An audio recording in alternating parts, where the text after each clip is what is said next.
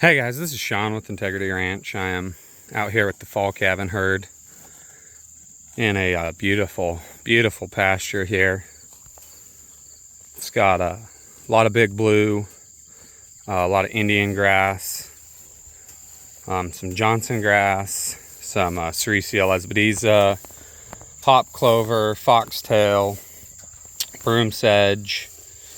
It is a very, very diverse pasture here. But the cows are loving it, and they're doing fantastic on it. Still got a little bit of a bull thistle, some bull thistle down there. Somebody's already found this clump, but the cows are loving it. You know, it's summertime. I mean, getting kind of close to fall time. We're past the middle of August, and these warm seasons are they're saving the day. We're not noticing any slump in production on the cows or the grass, but this particular farm has some warm seasons, so that's kind of why. If we were on a straight fescue orchard grass diet here, it would be slumped pretty darn good. So we've had this farm for about 4 years, and the first year we got it, it just been hayed and hayed for the last 10 or 15 years. And there was very little warm seasons in here. I noticed probably after the first year, I noticed quite a bit of them, or a little bit of them coming up, you know. And I thought that was pretty awesome, and they've really just every year since, they keep almost probably doubling. I mean, that first year there was like 5 or 10 seed heads of blue and Indian grass, big blue and Indian grass coming up. And now, I mean, there's a lot. I bet they've doubled every year. And cows are loving it. They're in great condition. Of course, you know, some of these are starting to calve. We've got a couple calves in here. But the condition on these guys, they're fall calvers, so they don't have a calf on them, but the condition on them is just amazing.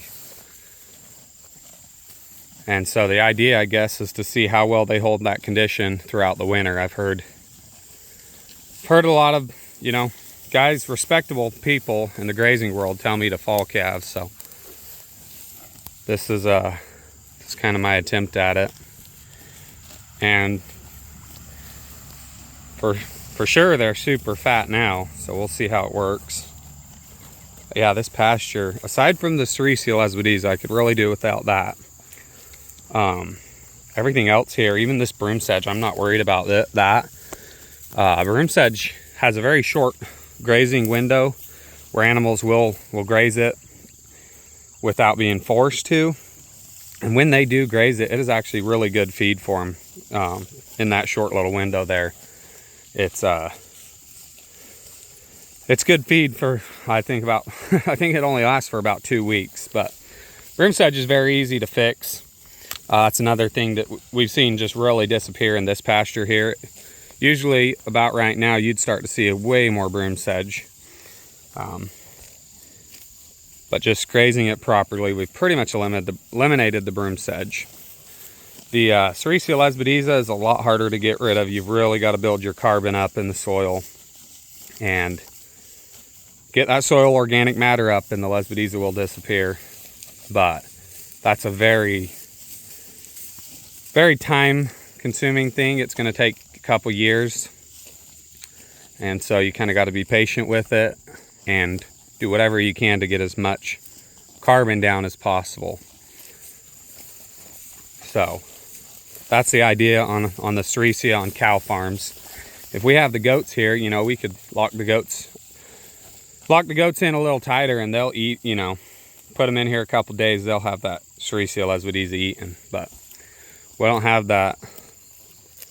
We don't have the ability to do that here with the fences and the distance and all that stuff. So yeah, cows are loving these warm seasons.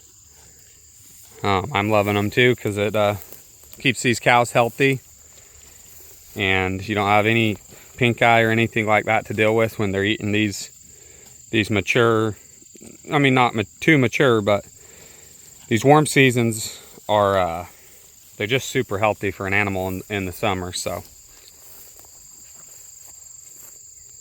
yeah, thanks for watching, guys. I'm gonna take off. Sun's coming up and it is time to go find some breakfast. So we'll see you guys on the next one.